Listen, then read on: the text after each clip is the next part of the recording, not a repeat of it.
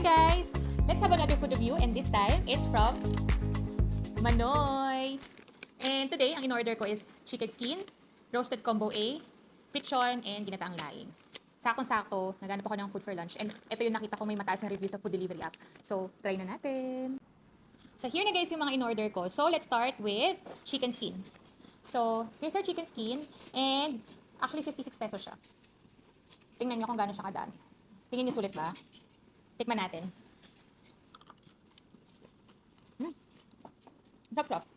At saka malambot. Hindi katulad ng ibang chicken skin na natikman ko. Matigas. Ito masarap.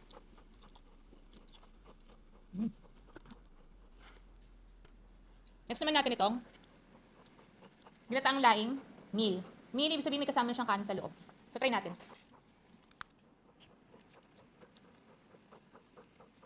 Ayan, may kanin na siya sa loob. And, ang price nito is 91 pesos. Uy, mainit pa siya. Hindi ko sure kung bagong luto or bagong init lang. Pero tikman natin. Ang sarap. Yung tipo ng laing na lutong bahay. Kaya lang, mas marami yung kanin kaysa dun sa ulam, kaysa sa laing. Parang toppings lang siya. Pero siguro kakasya to kung ihalo or imimix mo yung laing sa... Next naman natin is yung roasted combo A. At which is ito. Roasted combo A na may lechon liempo at saka lechon manok. Combo A kasi may mga iba pa silang combo sa app. Pero ito yung mas pinili ko. Tikman muna natin yung lechon liempo. Start with the balat. Sarap. And actually may kasama silang gravy ah. Nilagay ko na sa lagyan.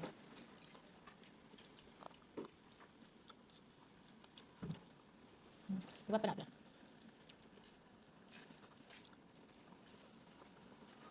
Hinamay ko na kasi, kakain din naman ako ng lunch mamaya. Okay lang din naman gravy nila. Sakto lang. Medyo matabang lang. Meron din silang toyo na kapartner. Pero, try natin naman, next time, sa manok. Try muna natin walang sauce.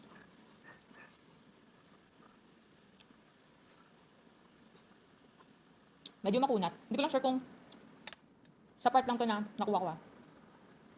Try natin. Hindi pa tayo na iba. Ito. Yung leg part. Sauce natin sa toyo. Toyo suka pala to.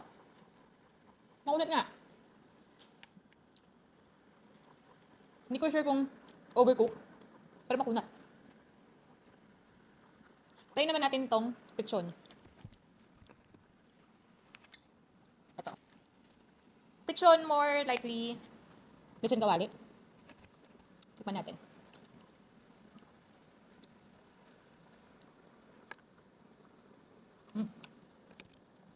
Okay siya. Yan sa gravy.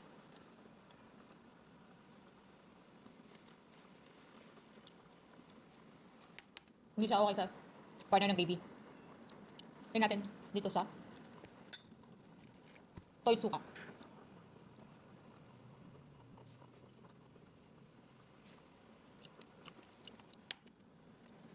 Okay siya.